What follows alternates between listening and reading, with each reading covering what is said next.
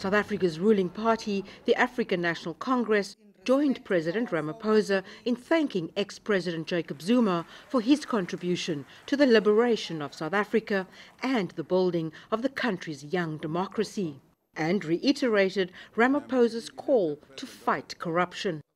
The ANC commits to the people of South Africa that we shall isolate and root out corrupt tendencies in the public and private sectors. As we celebrate the centenary of the birth of Utata Nelson Mandela, our icon, we shall intensify our efforts to realize his vision of a united South Africa in which all live in peace with equal rights and opportunities.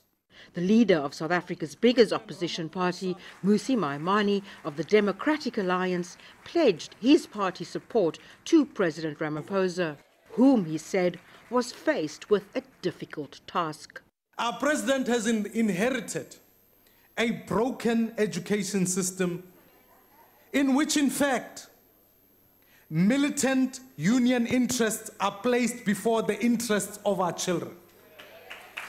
He has inherited an economy where millions of young people cannot find work and have given up looking for work.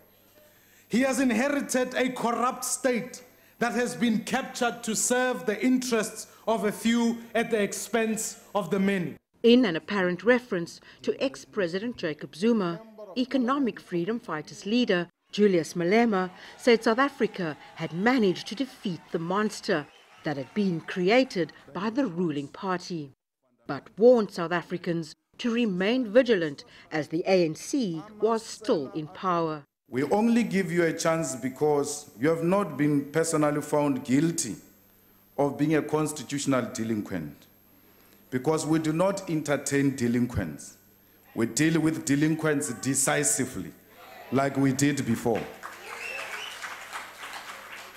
It is very easy for a country to degenerate if you allow individuals to become constitutional delinquents. And therefore, you must never expect a treatment of a king. President Cyril Ramaphosa, who faces the daunting task of uniting and rebuilding South Africa's rainbow nation over 2 decades since its birth, will be back in Parliament on Tuesday. Rene, Carme, CGTN, Cape Town, South Africa.